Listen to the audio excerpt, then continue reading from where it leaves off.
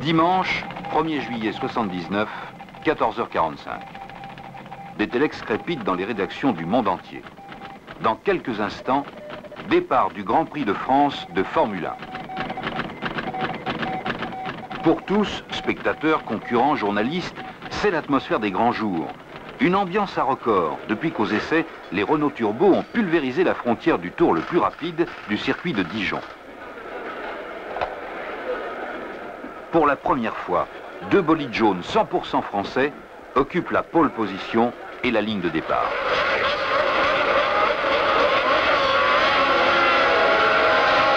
Pourtant, il y a quelques jours seulement, le doute subsistait encore. Puis maintenant, voici qu'elles se révèlent les meilleures, alors qu'on les a souvent connues capables du pire. Alors, qui sait? Pourquoi pas? Réponse dans quelques 90 minutes de course.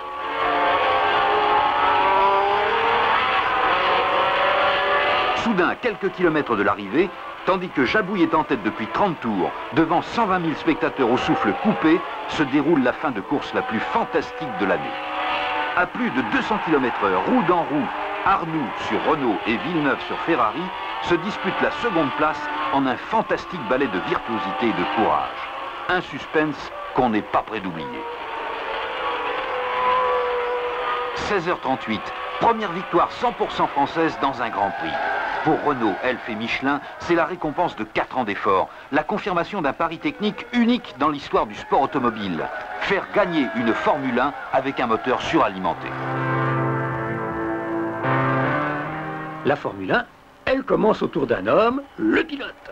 Parfaitement installé dans un habitacle fonctionnel, il donnera toutes ses possibilités avec une machine à sa mesure. Il dispose de 3 pédales, d'un volant, d'un levier. Eh bien, de leur position au millimètre près peut dépendre la victoire ou la catastrophe. À la vitesse de 250 km/h, la voiture parcourt une distance égale à sa propre longueur en 1/15e de seconde. 1 centième de seconde, c'est 1 mètre de trop. Juin 1976. Sur une monoplace expérimentale, Jean-Pierre Jabouille fait effectuer au moteur V6 Turbo sa première épreuve. L'espoir se confirme. La puissance apparaît impressionnante. Elle dépasse 550 chevaux. Décembre 1976, c'est officiel. Renault et Elf engagent leur grand pari.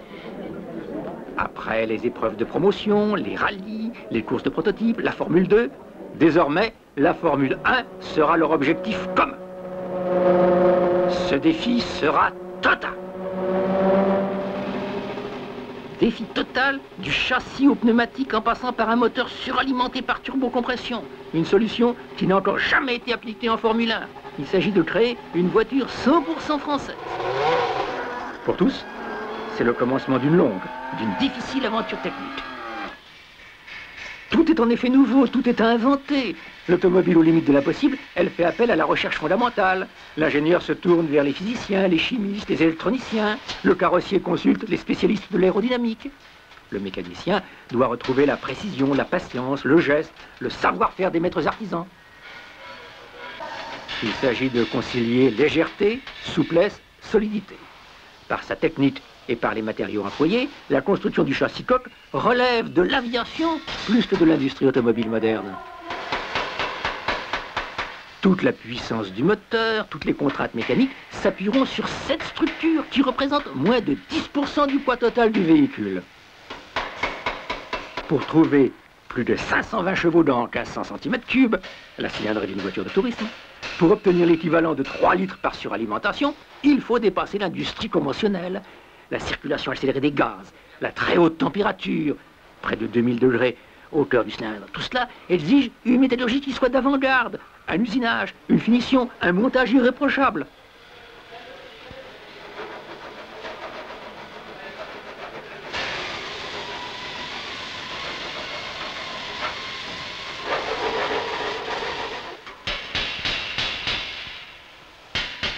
Tout devient démesuré, nouveau, difficile à imaginer.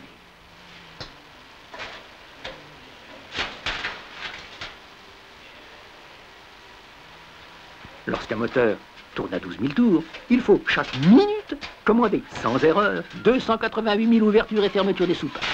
cela représente près de 5000 interventions mécaniques chaque seconde. À ce même régime, il faut, avec une précision qui atteint le millionième de seconde, allumer 600 étincelles par seconde, soit plus que le double des meilleurs moteurs de série. Et toujours à raison de 12 000 tours par minute, les pistons du V6 parcourent ensemble plus de 100 mètres par seconde. Pendant la durée moyenne d'un Grand Prix, cela représentera 550 km, avec un changement de sens tous les 49 mm, 2400 fois par seconde.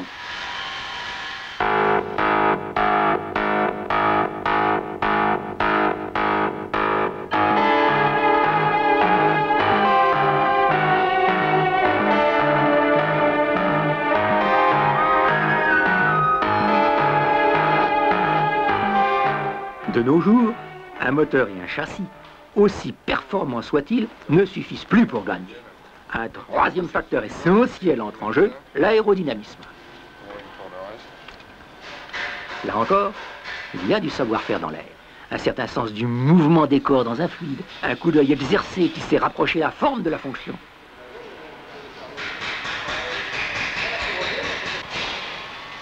D'abord, les lignes principales du premier carénage sont déterminées. Puis, on affine les contours, les volumes dont dépend le meilleur rendement aérodynamique. Enfin, l'automobile carrossée est étudiée en soufflerie. Bon, alors 38. Idem 27, bêta 0 degré, arrière 4e coupe, équerre 1 cm sur capot avant.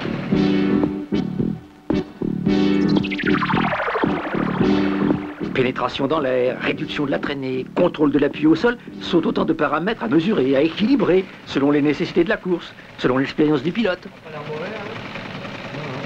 Oui, on a un poil plus haut en vitesse, mais enfin dans le CZ, c'est le CZ. Hein. Non, parce que... CZ, ah oui, on a un poil moins en CZ global. Et on a eu un petit repas. Ah, et si, on rééquilibre vers l'arrière, chef. Un choix difficile, évolutif, qui contribue à la transformation continuelle des silhouettes de la Formule 1. Sous l'appellation de Wing-Car, l'actuelle génération utilise la déportance afin d'accroître l'adhérence au sol. Donc, des formes sans cesse remises en cause sur le modèle en plâtre de la carrosserie d'origine.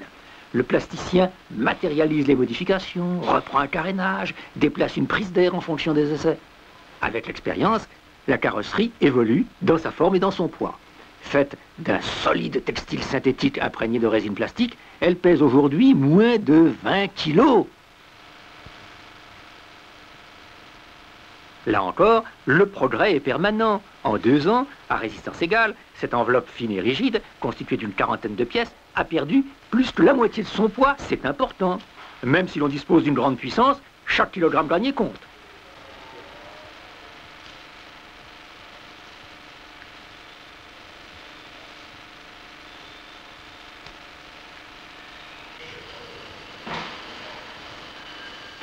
Mai 1977, la F1 Turbo RS01 fait son entrée officielle devant la presse automobile.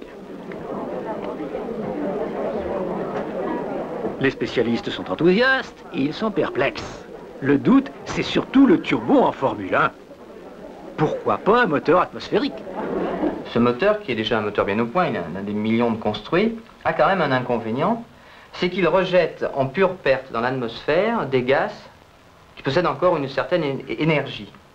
Les ingénieurs ont eu l'idée de récupérer ces gaz d'échappement. Pourquoi faire? Eh bien, pour entraîner une petite pompe, une petite turbine,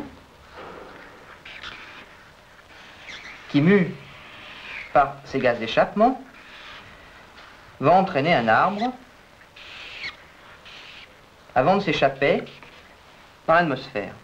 Eh bien, que va-t-on faire de cette puissance qui est sur cet arbre?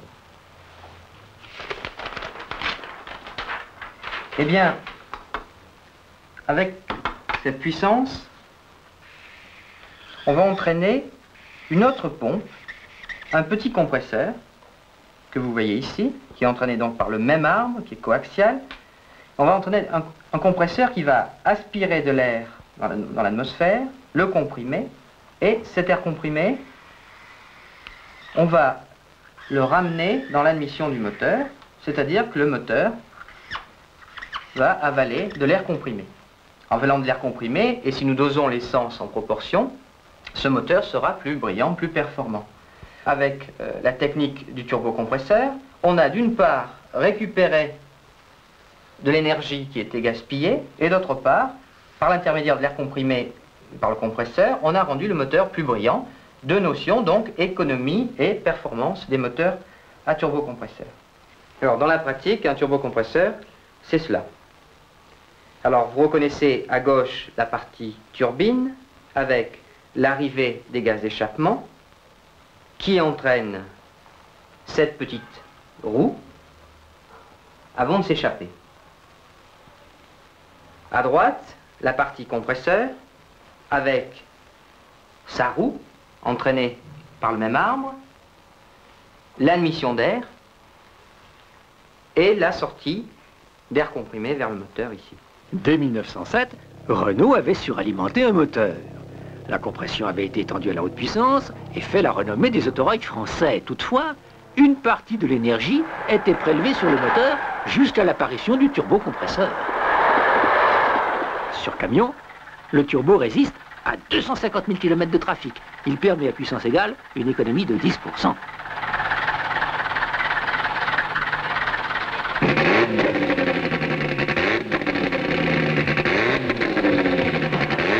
Adapté à la Renault 5, le turbo place ce modèle au plus haut niveau des grands rallyes internationaux. Commercialisée, la voiture sera la plus rapide des petites européennes de série. Associé au moteur de base V6, champion d'Europe 77 de Formule 2, le turbo prouve avec éclat ses aptitudes sportives en remportant les 24 heures du Mans 78.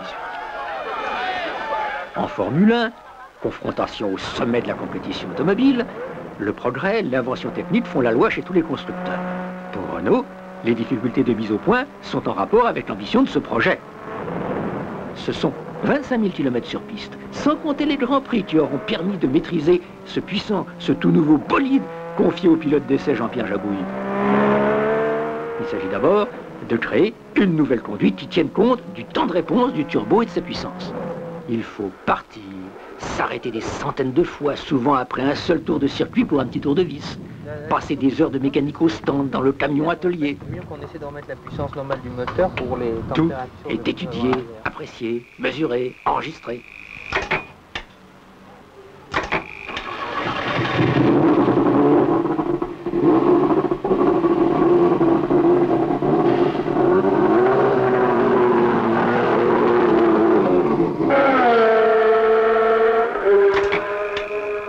Fréquemment, la piste remet en cause les propositions du laboratoire ou de l'atelier. Les résultats, en effet, sont incertains. L'équipe doit apprendre vite à faire face aux difficultés, à surmonter l'amertume des échecs. Tu freines plus, c'est ça le problème. Hein? Quel est le problème? Le problème, c'est qu'à l'heure actuelle, je rentre trop vite à l'heure actuelle dans le virage, Oui. et le freinage n'est pas très bon. Un arrêt sur 1 seconde et demie, c'est 1000 km. 3 fois la puissance du moteur à faire supporter par les freins.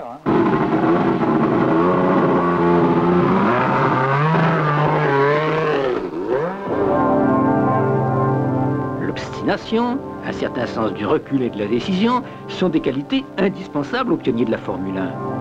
Cela fait partie des enseignements qu'apporte ce projet.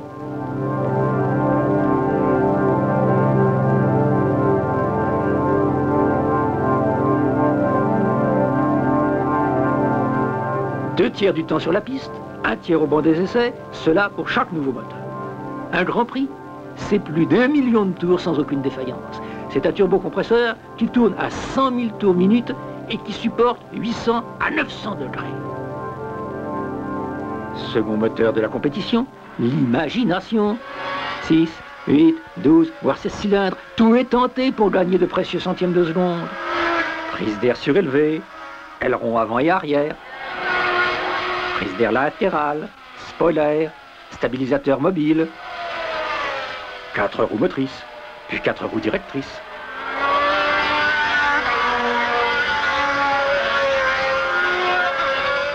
Et même un ventilateur arrière pour accroître l'adhérence au prix d'une dépression sous la voiture. Toujours à la recherche du meilleur appui, la coque devient une aile renversée. c'est avec le turbo la dernière nouveauté des circuits.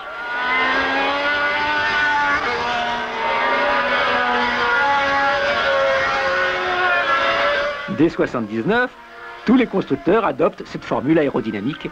C'est l'année où la Formule 1 met des jupes. On voit plus loin. Sous le numéro 15, la RS10 sera l'auto du second souffle, celle du double turbo.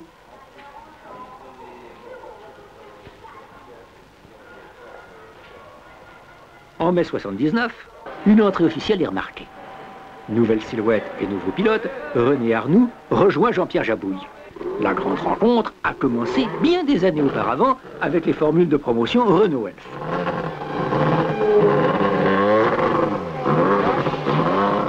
Après la victoire du Grand Prix de France, c'est enfin à Silverstone que se mesure le progrès réel. 1978, départ en dernière ligne. 1979, départ en tête de René Arnoux, qui terminera second au Grand Prix de Grande-Bretagne.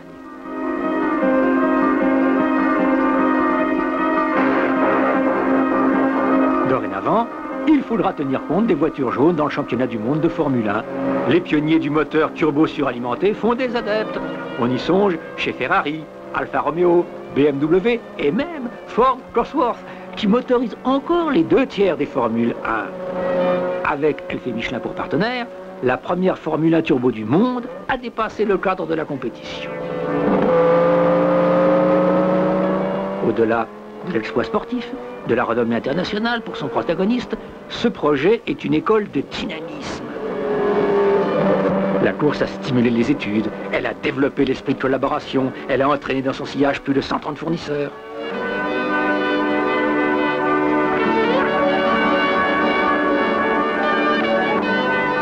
L'automobile à la limite de l'impossible, c'est un ambitieux projet.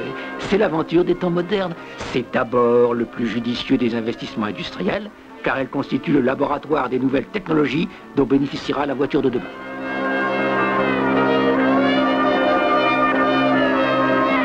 Avec la collaboration d'Albert Ducrot et l'équipe Renault Sport.